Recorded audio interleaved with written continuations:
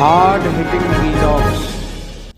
Hello friends, भाई आज का हमारा वीडियो का टॉपिक है दिल्ली एमसीडी चुनाव जो इस साल प्रोबेबली दिसंबर में कंडक्ट किए जा सकते हैं।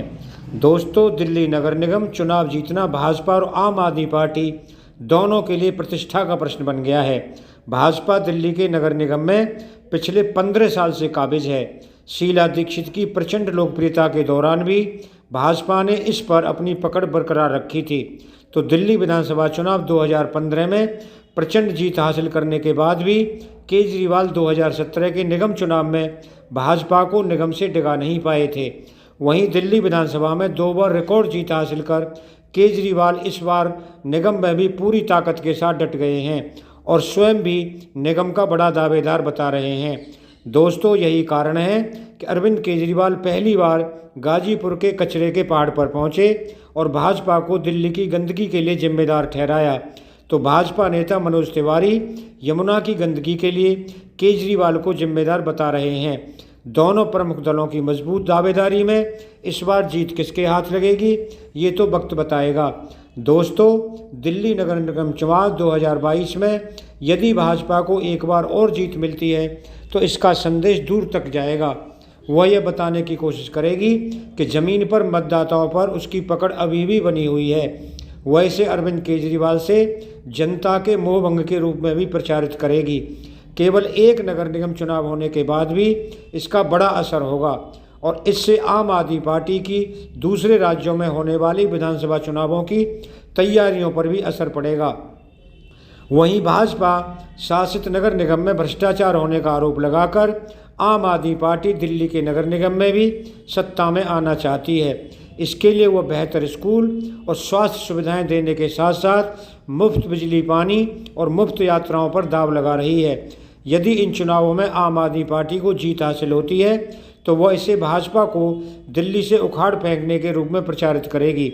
मीडिया का बेहतर इस्तेमाल करने के खेल में माहिर अरविंद केजरीवाल इसे प्रधानमंत्री मोदी पर से लोगों के उठते विश्वास और दिल्ली मॉडल पर जनता के विश्वास के रूप में प्रचारित करेंगे। उन्हें इसका लाभ अन्य राज्यों में भी मिल सकता है। दोस्तों, भाजपा नगर निगम चुनाव में अपने केंद्रीय नेतृत्व के साथ के नाम और भरोसे के ऊपर है।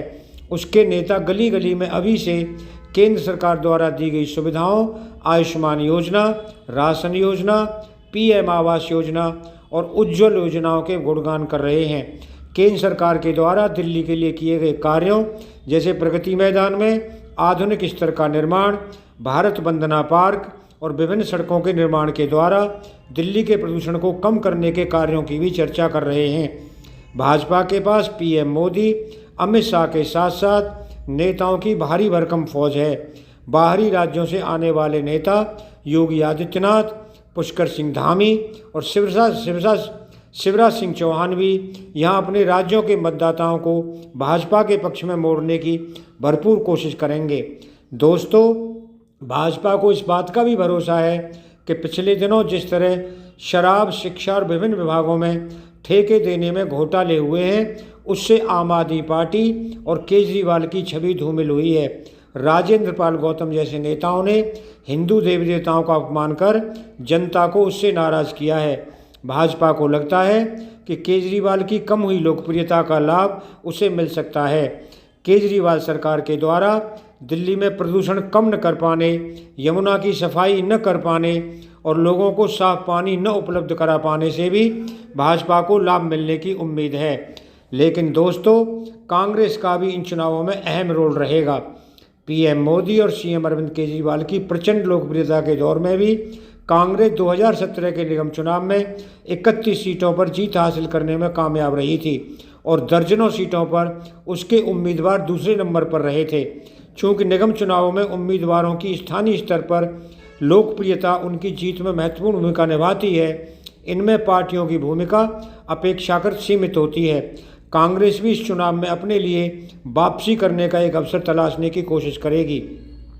फ्रेंड्स, दिल्ली की राजनीति में कुछ कमज़ोर होने के बाद भी कांग्रेस के पास विभिन्न क्षेत्रों में ऐसे मजबूत उम्मीदवार हैं जो उसे जीत दिला सकते हैं।